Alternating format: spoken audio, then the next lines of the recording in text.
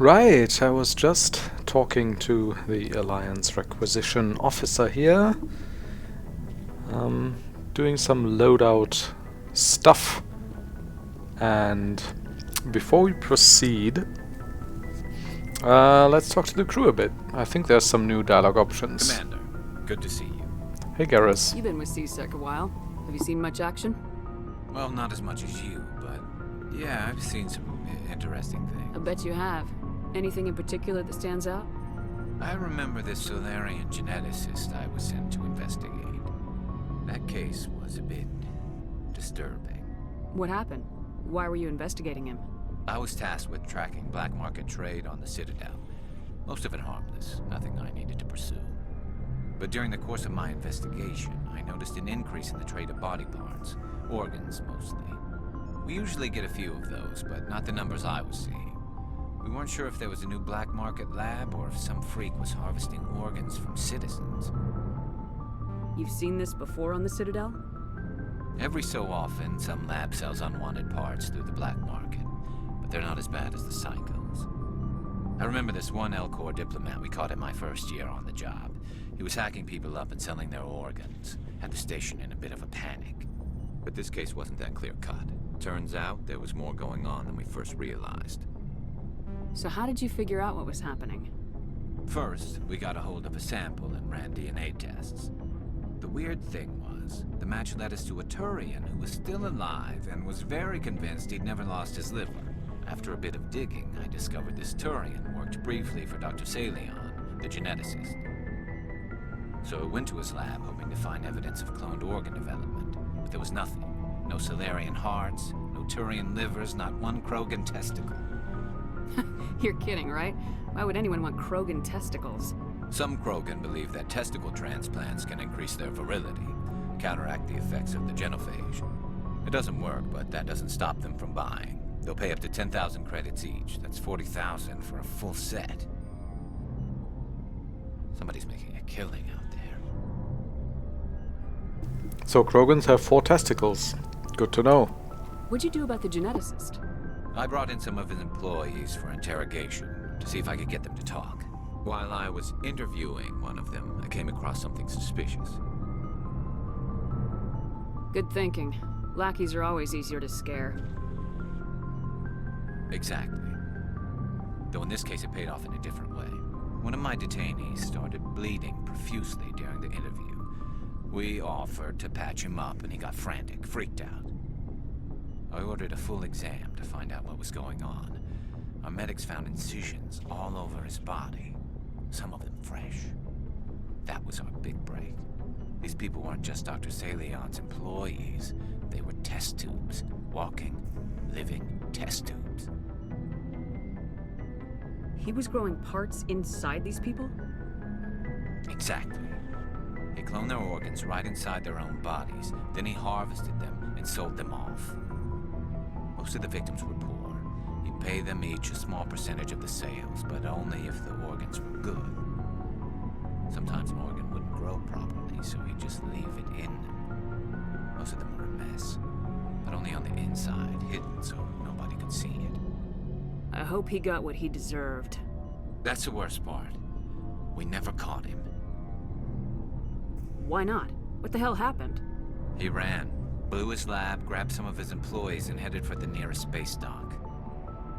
By the time I found out, his ship was already leaving. He threatened to kill his hostages if we tried to stop him. But you went after him anyway, right? I ordered Citadel Defense to shoot him down, but C-Sec headquarters countermanded my order. They were worried about the hostages, worried about civilian casualties if the ship was destroyed so close to the Citadel. I told them those hostages were dead anyway. They just used them to make more organs, but they wouldn't listen.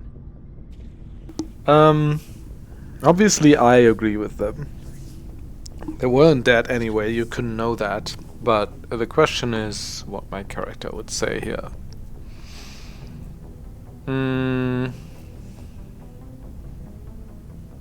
Stay neutral, I think. Well, you can't get them all. No, but letting him get away like that. All they had to do was disable that ship, stop him from running. Maybe the hostages die, maybe they don't, but at least we stopped the bastard responsible for it all. you don't care about the fate of those hostages, then you're no better than he is. You're just a terrorist with a badge. Yeah, maybe you're right. It doesn't make it any easier, but I see your point. Just wish I could have stopped him. That's all. Do you have any idea what happened to Dr. Salian? I sent out feelers from time to time, hoping to find something. I thought I'd found him a while back. He changed ships and changed his name to Dr. Hart, his idea of a joke, I guess. I told the military, but they weren't convinced it was him. I got the transponder frequency for his new ship, but I just can't get anyone to check it out. I'll check out the coordinates when I get a chance. I was hoping you'd say that, but Commander, take me with you when you go. If it's Salion, I want to be there when you find him. Sure thing, Garrus. Find Dr. Salian. Garrus told you about his encounter with Dr. Salian, the geneticist. He regrets letting him escape the first time and hopes you'll be able to track him down and bring him to justice. Garrus gave the coordinates of Dr. Salian's last known whereabouts. Head to the Herschel system in the Kepler Verge. Okay, Ashley, what's going on? Commander? What's your opinion of the last mission? Not sure I buy Dr. Tassoni's story about her and her mom not talking. They're family, right? Not everyone has a happy family life. No. Too bad those ruins got destroyed. I mean, they lasted thousands of years. That's impressive. Do you have a few minutes to talk? One-on-one? Sure. I was just watching some mail from home. Oh, before I go, we saw Kaidan in a news vid about the Normandy. He's cute. Later, sis. Let's pretend this never happened. Are you interested in the lieutenant, Chief? No, ma'am. And anyway, Scuttlebutt says he's already sweet on someone. What's up? You didn't come by to eavesdrop on family mail. Your family seems to be important to you. Yeah, we've always been close. Me and my sisters especially. With Dad on duty so much, I had to help Mom raise them. Did your father serve with the fleet? Yeah, took any crap posting he could get that offered space time. You know what? He worked his ass off trying to get recognized, but he never made it above serviceman 3rd class. He was real proud when I met Chief. First thing he did was salute. What about your mother? You haven't mentioned her. You must know what military wives are like. Strong because they have to be, able to raise kids while Dad's away on a 6-month cruise. She has a degree in planetary geology. She and Dad both wanted to see new worlds. She gave up her career to raise us, though.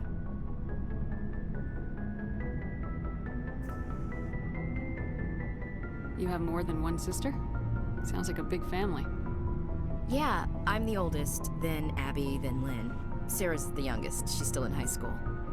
With 4 girls, Dad used to say he felt more outnumbered at home than on maneuvers.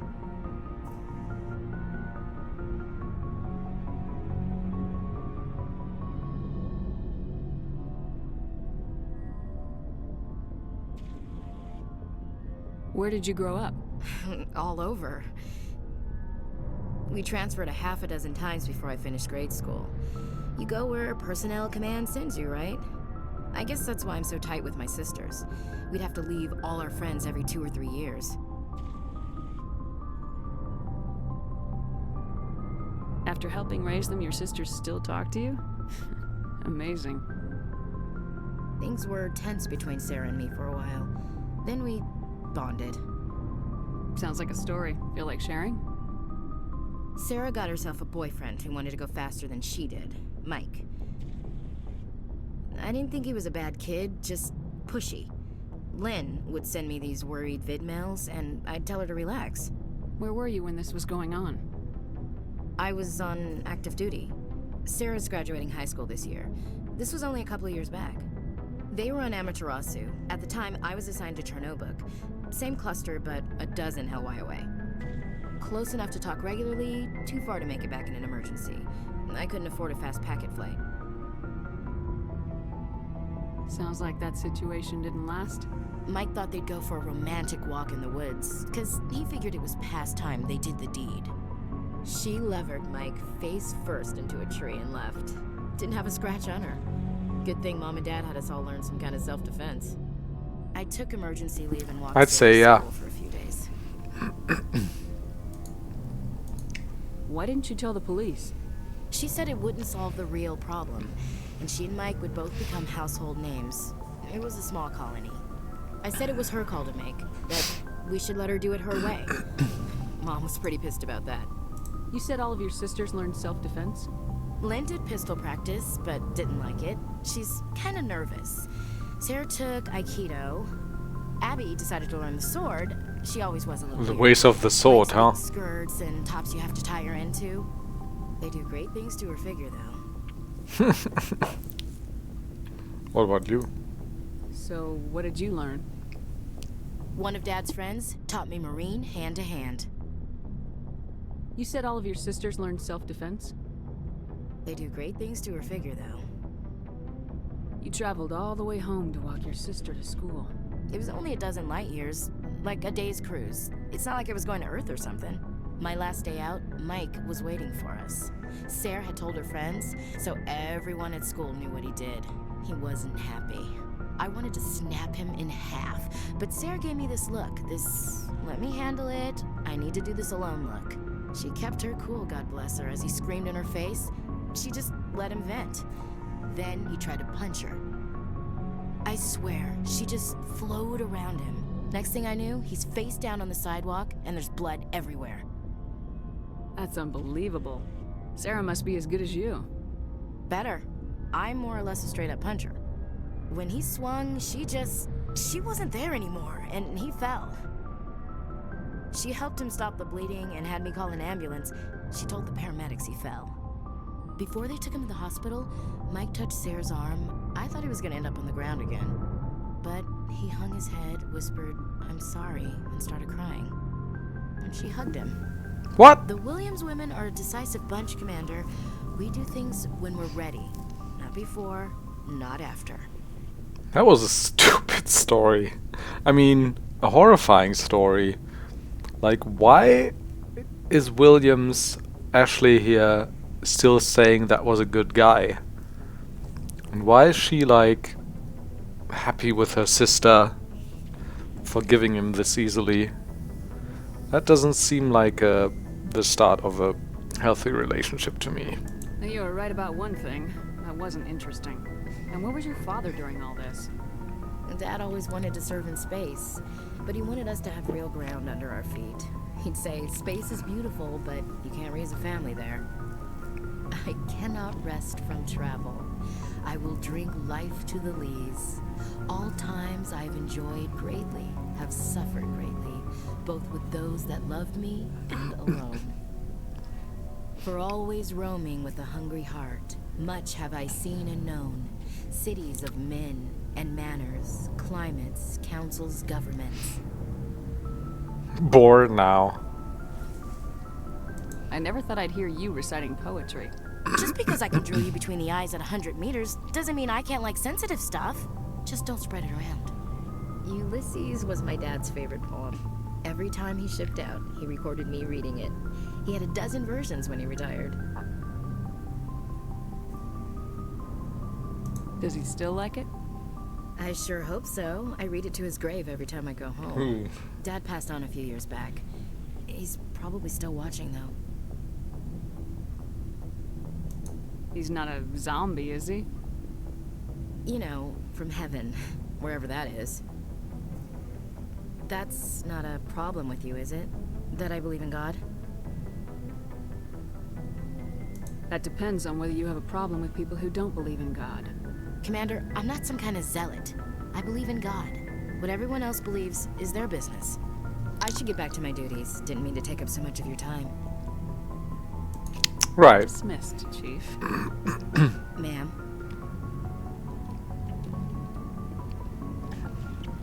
How about What Wrex? do you want, Shepard? Why did you become a mercenary? Lots of reasons. Such as? Such as, I needed to get out of our system. I needed to eat. I needed to survive. Why not stay and help your people? I tried to help. That's why I had to leave. What happened? I was betrayed. I was head of a small tribe. We were trying to restore order after the war, but the other tribes were against us. They followed Jared, one of the few warlords who survived the war with the Turians. But he was old, and so were his ideas. He wanted to continue the war. He wanted us to fight. Turians, Solarians, each other. It didn't matter who, as long as we were fighting. What did you want?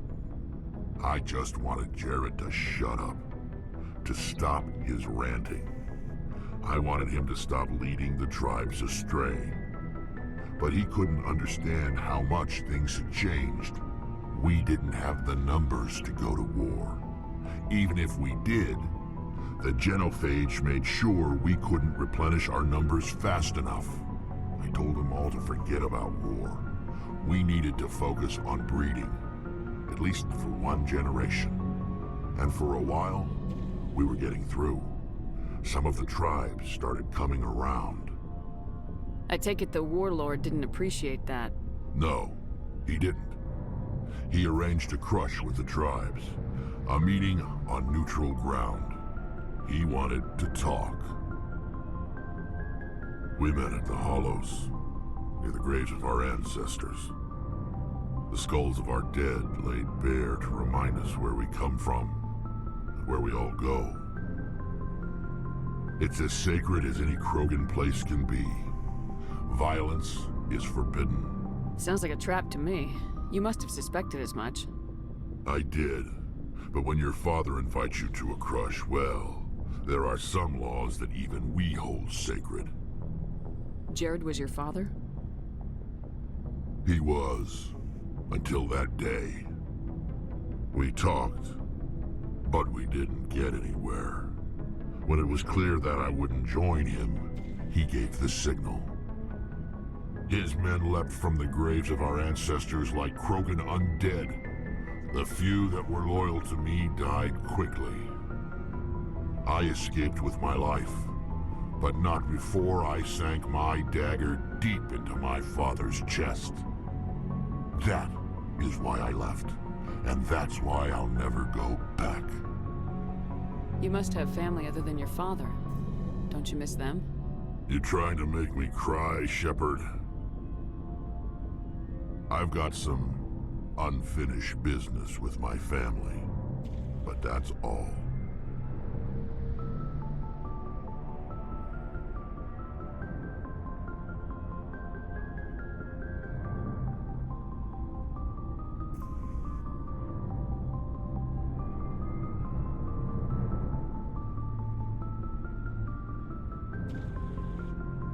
What kind of business?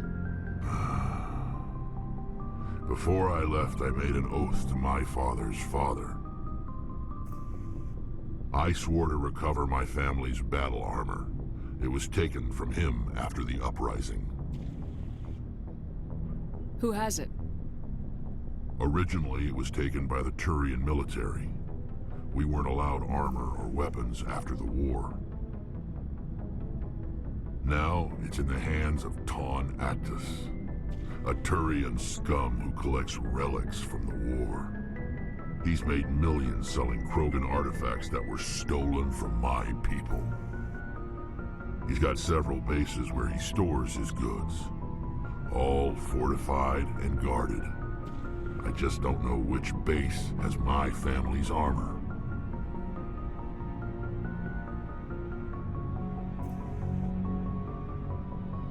Just tell me where to start looking. I'll upload the data to your nav system. But Commander, I want to be there when you find him. So long, Wrex. Shepard. Right, seems like everyone's opening up and providing us with quests. Let's see if Something Adams I can do for you, Commander. Carry on, Adams. Aye, aye, Commander. or Telly have something new for us. Shepard, I'm glad you're here. Good to see you smiling again, so to speak. I'm sleeping much better now. I guess I'm getting used to how quiet your ship is. I still think a lot about my pilgrimage, though. I know Saturn's our top priority, but with all the worlds we go to, I was hoping to find something to bring back to the flotilla.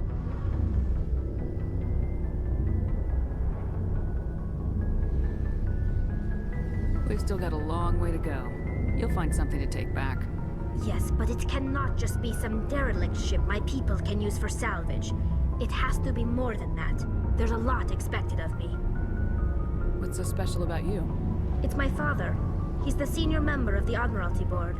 He's one of only 5 people who can overrule the decisions of the Conclave for the good of the migrant fleet.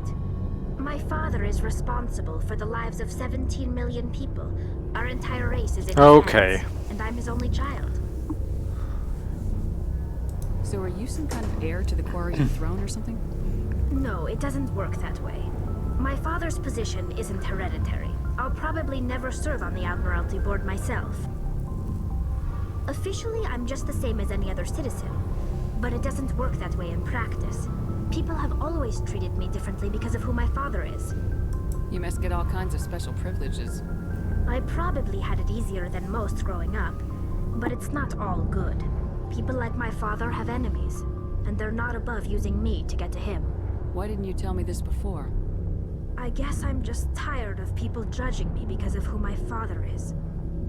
Everyone's waiting for me to do something great on my pilgrimage, something that will forever change our lives for the better. If I don't, it's like I failed, and that reflects badly on both me and my father. The work you're doing here is more important than anything any Quarian's ever done before. Yes, I know. But you have to understand Quarian culture. We're a very insular society. The events beyond the flotilla don't much matter to the average citizen. Our greatest dream is that one day we'll return to our homeworld and drive out the Geth. But even if we stop Saturn, that's not going to happen. There's still millions of Geth behind the veil. Until they're gone, our exile will continue. What would you need to bring back to make everyone happy? Something that would help us better understand the Geth. They've changed significantly since the exile. They've continued to evolve.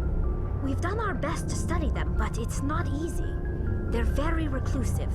Until recently, they never went beyond the borders of the Veil. And all the Geth we run into now are under Saturn's control. We'd need to find Geth operating on their own, independently. But I don't want this to get in the way of our mission, Shepard. First, we stop Saturn.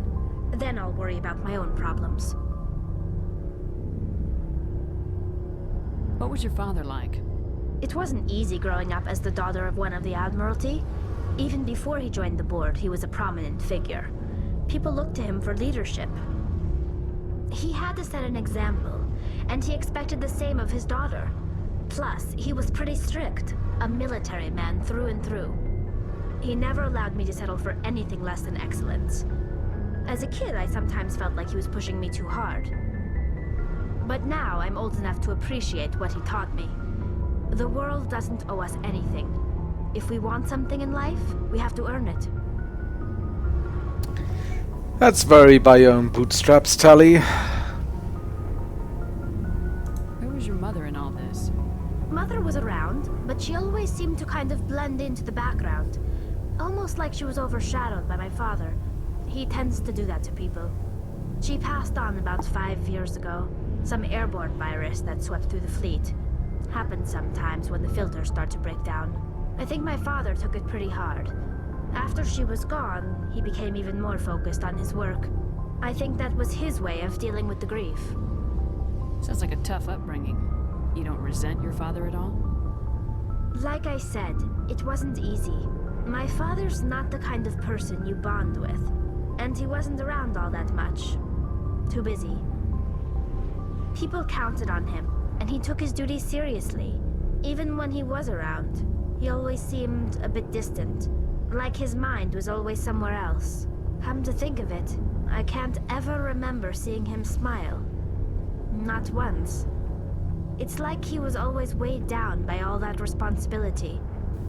Oh. I mean, I know he cares about me, but he never really showed it. Not in the usual way. I guess The best thing I can say about my father is that I respect him.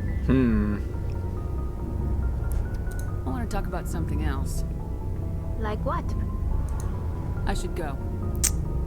See you later. So yeah, everyone is opening up to us, and never once seeing your father smile or say a word of affection to you.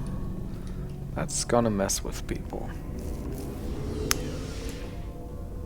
Still finding out that in their own way, every one of the crew members is like... how shall we say? Well, they're certainly not left-wing, right? Even Tally's like, the universe doesn't owe you anything. Pull yourself up by your bootstraps.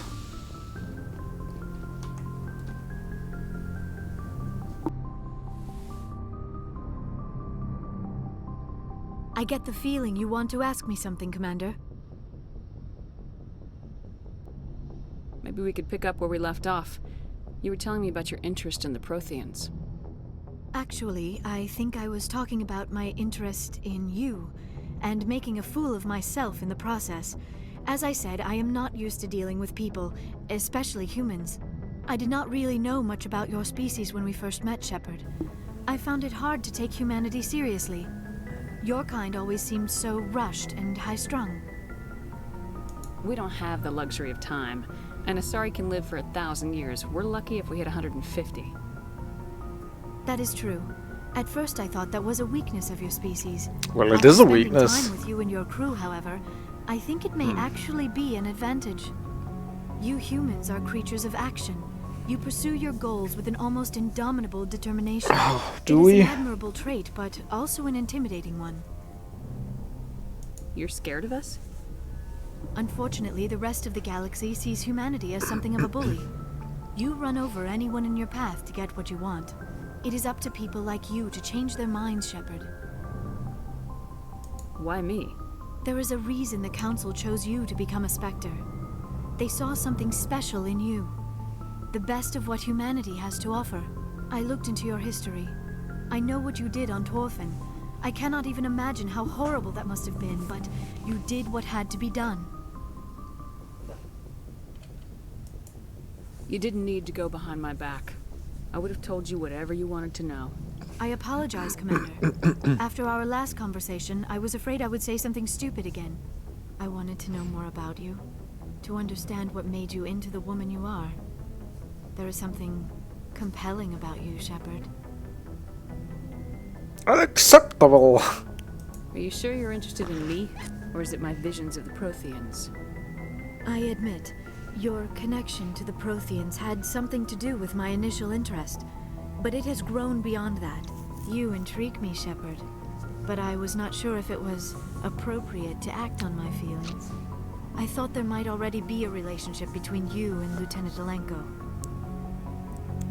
What the hell? You're female, I don't want to say that. Also, do I already need to decide here? That's pretty early in the game, right? The Lieutenant and I are just friends. Nothing more. My mistake, then. I am not as adept at understanding human relationships as I thought. But what about us, Shepard? Is there a mutual attraction, or was I wrong about that too? Flirting is so refreshingly straightforward in this game. I'm also attracted to you. No, you were right. There is something between us. I knew it, and I knew you felt it too. But does this not seem rather strange? Why do I feel so close to you? We have only known each other a short time. We are from two different species. We have almost nothing in common. This makes no sense. Oh. I mean, this is probably the better option here, but I do want to know what she says when I say this. We have one thing in common. We're both horny. Saren wants both of us dead. Oh, that. Something. Okay. That is not the most romantic reason, is it? You make it all sound so dangerous. A little danger makes things exciting. Damn. This is all a bit overwhelming. I am not used to this. You. I need some time. I wasn't the one who brought this up. I know. I'm sorry. But I did not think it would get so... Please, let's just talk about something else. I should Okay. go. Goodbye, Shepard. Okay. Okay. I see.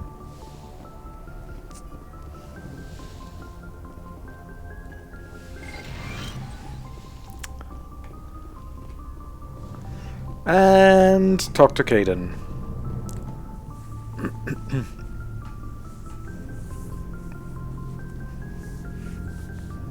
Do you have some time to talk now, Commander? Personal crap, not interested. No, absolutely. Of course. Have a seat. We've played it pretty close to the book so far, but we're a long way from backup. We've got some tough calls to make. I'm just saying, try to leave yourself a way out. I've seen what cutting corners can do, and I'd hate to have that happen to you, Shepard. Commander.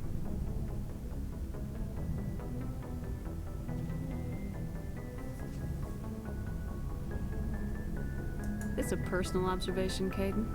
I don't want to step on anyone else's toes, especially if you're if I have misread your interests. Someone? You're referring to our young Prothean expert. I think she's older than both of us put together, but yeah. There's a lower deck rumor that she's interested in you as more than a source of Prothean data.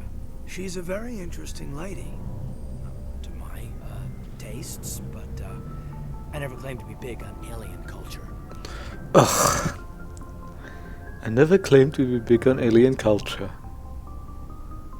You jealous? You seem awfully worried about my personal affairs. It's just that we don't have much downtime these days. I like being around you, but I don't want to take up your personal time. Look, you didn't want to talk about Liara, did you? What's your real issue?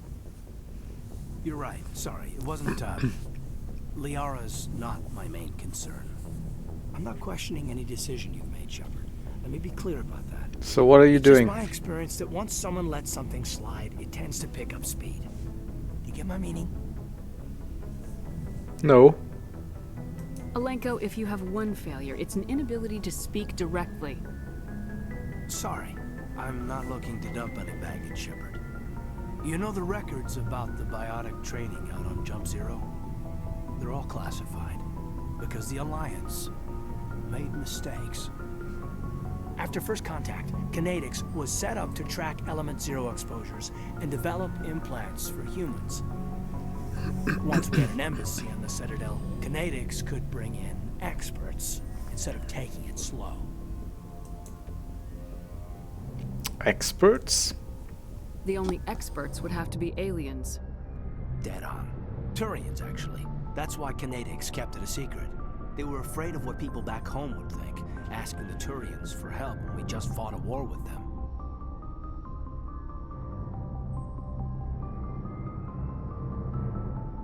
The Asari would have been more acceptable than the Turians. Yes, but the company didn't go through the Citadel. It would have made Earth look weak, so they discreetly hired some Turian mercenaries.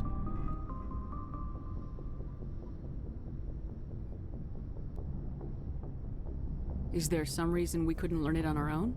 They didn't know where to start. Hell, it took a couple of years to even link biotics and Ezo. Forget trying to get the kids to move stuff. They had trouble just helping them not break their own limbs. And their choice of teachers didn't help much.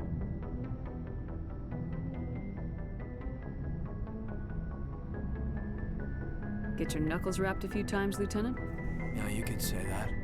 Our instructor was a Turian by the name of Commander Veles. To introduce himself, he liked to say, "I was at the helm of the dreadnought that killed your father." When I told him my dad wasn't in the war, he'd retired to Vancouver. My family had an inland home that matured to new beachfront. Veles had it in for me after that. Is that a climate change reference? Worked hard. I mean, you either came out a Superman or a wreck. A lot of kids snapped. A few died. The point of all this, I guess, is that when you cut corners, it's not always obvious who pays for it. So, have we been cutting corners? What are you saying? I see the connection, yeah. So why are you telling me this? Are you saying I'm cutting corners somewhere? I'm saying it's probably inevitable you'll have to. And when that happens, I want to help you. When someone important to you is up on a ledge, you help them. Keep them from mistakes better made by a kid. So you think you have leave to talk like we're more than officers? I got some signals. Maybe some static too, I guess. If I'm out of line, just say the word. Sorry, Kaidan. This was just a battlefield thing. There's my answer then. I'm sorry to have bothered you, Commander. I got some mixed signals. With your permission, I should return to my duties.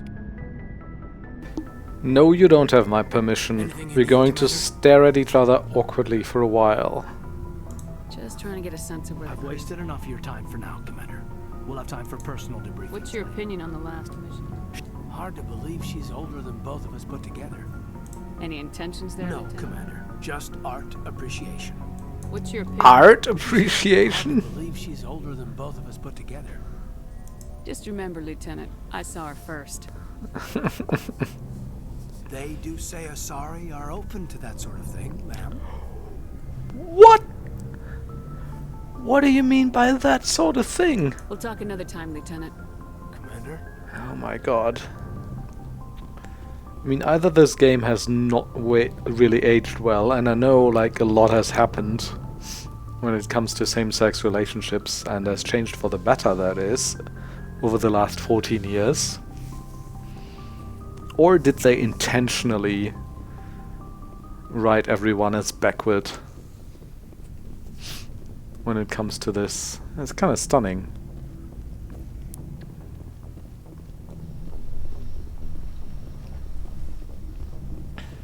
Alright, that was a lot of talking.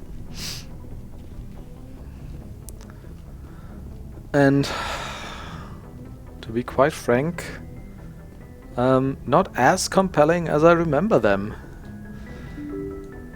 These squad mates of mine.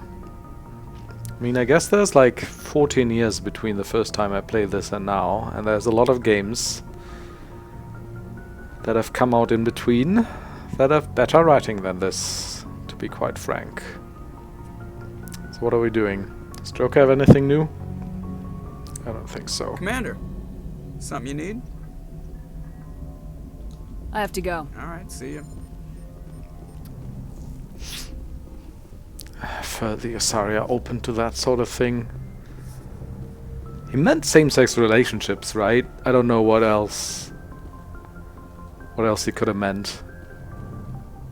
And that's quite the way to talk about that.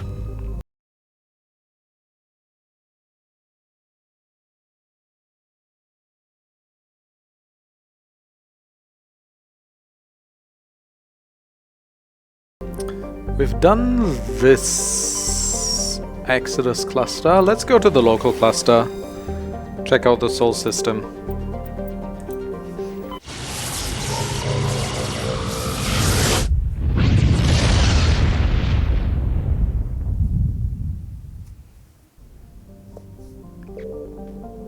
Nine planets, one asteroid belt. Pluto. Oh. This game came out before Pluto was demoted too, so it's the 9th planet. As he should be. Pluto is one of Sol's numerous ice dwarf worlds. It is mainly of note for being the gravitational anchor for the Prothean mass relay to Arcturus. Pluto and the Charon relay, formerly encased in ice and considered a moon, orbit each other.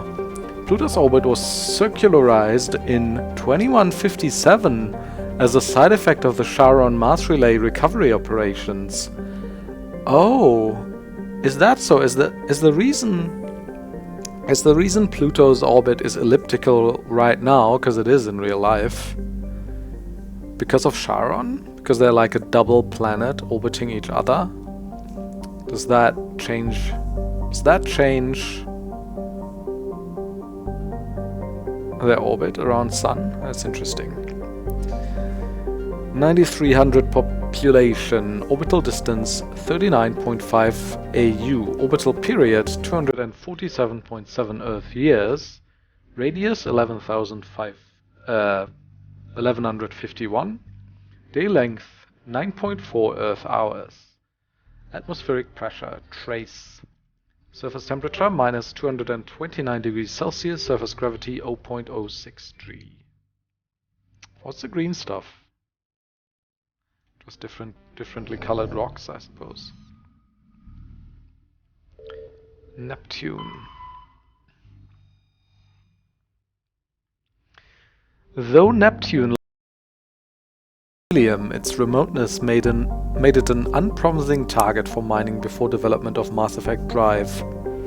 With Uranus cheaper to exploit, it has never seen extensive development. The only permanent human presence is a small research facility on Triton, which is the moon, of course. 70. Orbital distance 29.1 AU. 164.8 years. Orbital period, radius 24,000. Day length 16.1 Earth hours. So yeah, the gas giants seem to have a pretty short day length. Also 29.1 AU. How much did Pluto have? 39, okay. So for a moment I thought it was like 200 maybe or so. But the difference between Pluto and Neptune is not that big. That's a mean distance to the Sun, of course, because its orbit is elliptical, as we discussed. Uranus. 19.2 AU. Wait, and this was 29, right? That's significantly further away. Yeah, it's a whole third. So the difference between Neptune and Uranus is like a third of the entire distance to the Sun. Population 371,000 on Sakharov Station. After the development of Mass Effect FTL Drive, distant Uranus was the target of a land rush to exploit its combination of plentiful helium-3 fuel and shallow, for a gas giant, gravity well. Today Uranus is the largest producer of helium-3 in Alliance space. 25,559 kilometers radius is almost the same as Neptune, right? Day length also 17 hours. 25,559. 24. Yeah, okay. So Neptune's actually slightly smaller.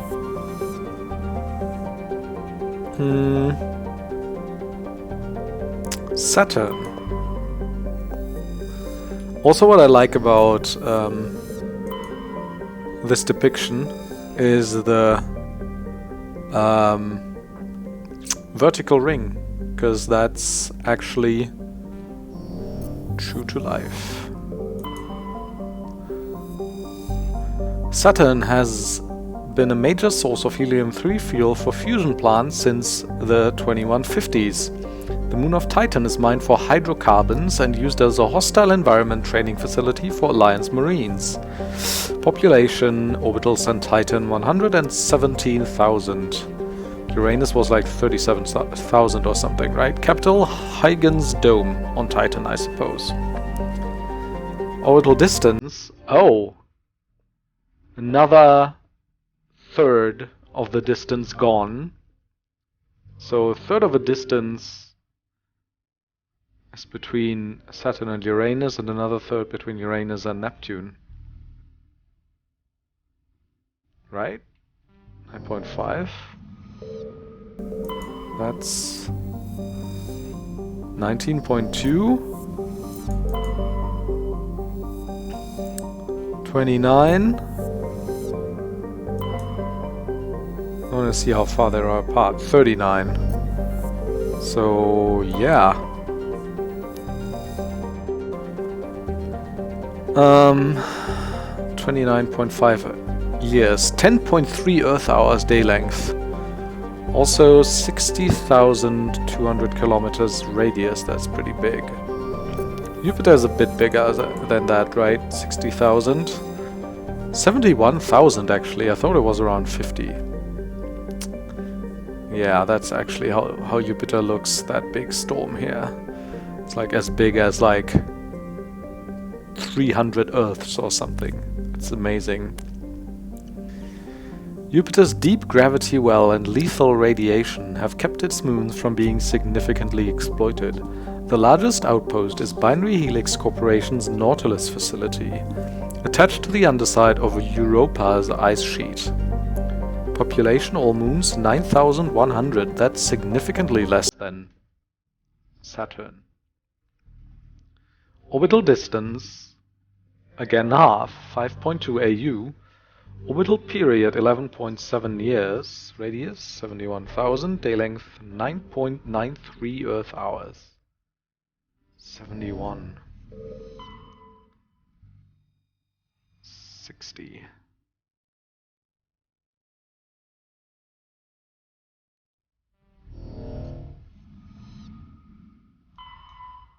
Wait, what?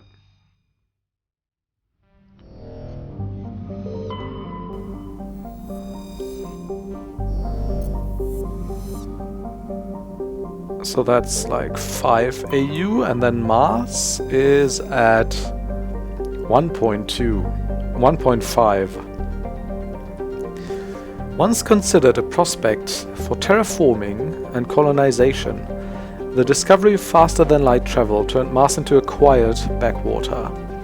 Its southern pole is a historical preserve centered on the Prothean ruins found there. Immigration and development are restricted as the search for Prothean artifacts continues. Colony founded 2103. Population 3.4 million. Capital Lowell City.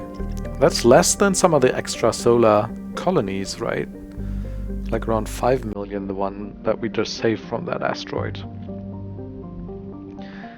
1.88 Earth years orbital period, radius 3,402, significantly smaller than Earth. Also a third of the gravity, day length is about Earth's. Pressure is very low, surface temperature minus 138. Let's do Earth last. Venus. Venus is just slightly smaller than Earth. 6,052 radius. Orbital period, like 2/3 of a year. Orbital distance 0.72. Population 800, that's not much.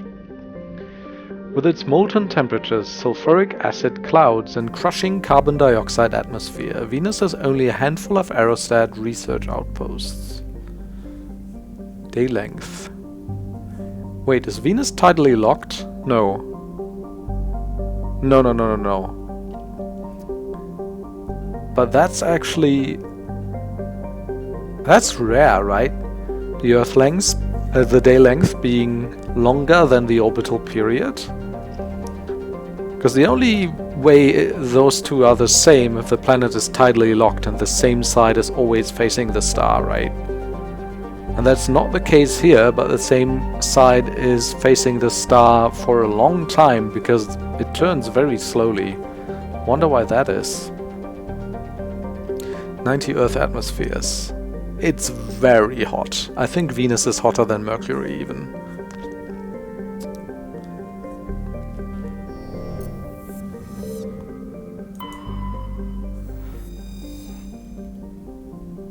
Comparable. Mostly because Mercury has almost no... like, it's significantly closer to the Sun, right? Little more than half the distance.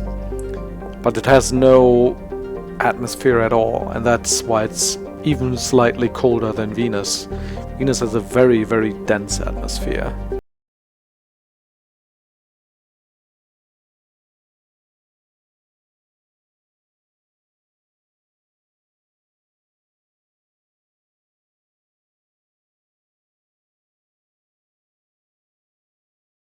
No picture. Handful of solar power stations exist on peaks of eternal light at the north and south poles of Mercury. The difficulties imposed by the planet's proximity to the Sun and high orbital velocity have limited development. Okay, good old Earth. It's the same picture as that one colony with like 5 million inhabitants. Also, what are we looking at? Is that... It's not an actual Earth map, right? This doesn't look familiar at all. Or is it like somewhere in Asia? No. No. I think they just took some planet and randomized the landmass. That's a bit... You know, they could have taken Earth's actual silhouette. Or maybe it's just a strange angle, but none of the coastlines are this rugged. Or is this supposed to be Canada or something? No, that doesn't make sense. Anywho, for detailed information, please refer to the Standard Issue Alliance Galactic Codex. Earth orbit is riddled with debris generated by bootstrap space development. Use of kinetic barriers is recommended at altitudes over 85 kilometers. 11.4 billion population, L4 and L5 stations, 250,000. That's the Lagrange points, right?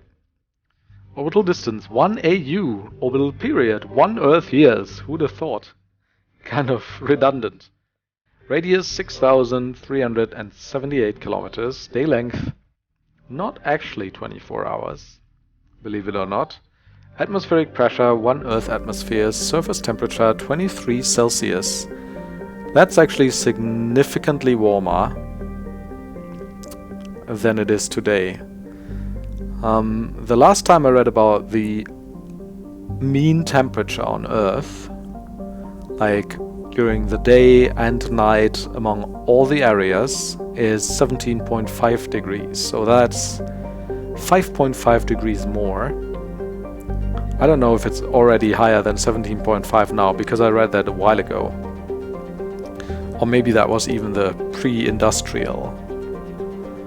But yeah, we're saying right now that, right, everything over 1.5 or 2 degrees at most, compared to pre-industrial temperature averages, will have drastic and destructive effects on the human population of Earth.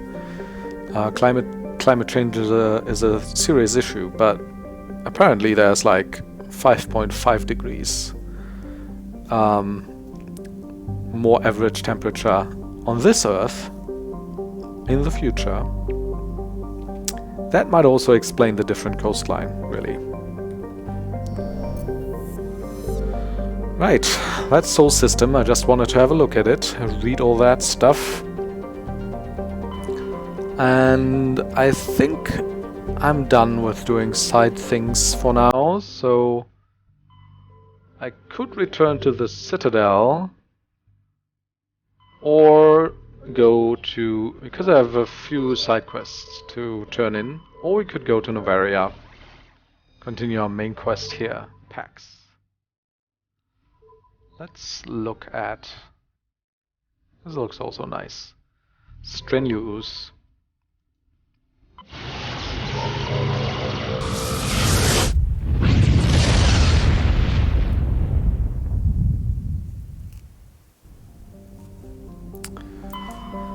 Right, shrouded by a thick atmosphere of complex hydrocarbons, Untitled has never been fully mapped. The surface is hot and completely covered by a global ocean of liquid hydrocarbons. There are indications of primitive organic life developing deep within the global ocean. Lots of pressure, but temperatures and surface gravity could favor life. Ancient deep space probe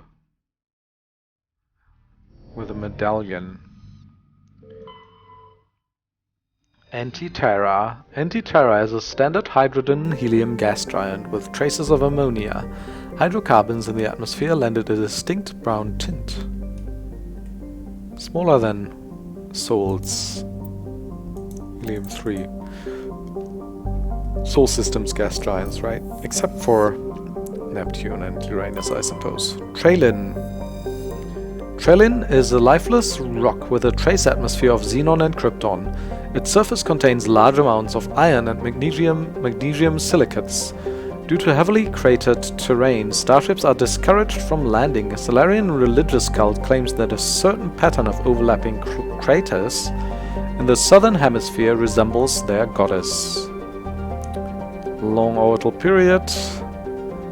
Day length 1.5 times Earth's. Atmospheric pressure 0 minus 1. Okay. That's very little gravity. What is that? 0.1 G? Oh, it's also the size of, about the size of Pluto.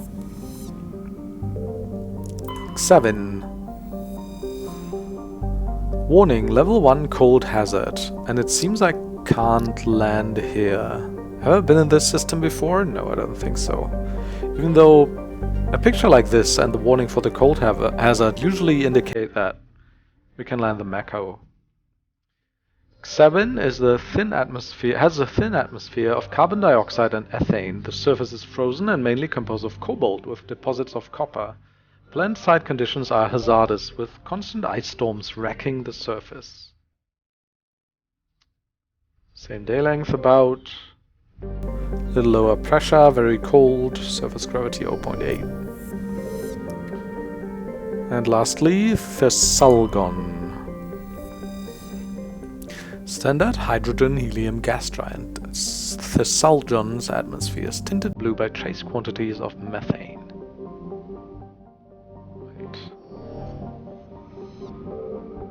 Right.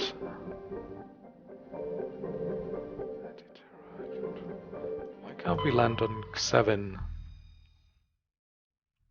Fascinating. Okay then, let's go to Noveria. If there's nothing else here.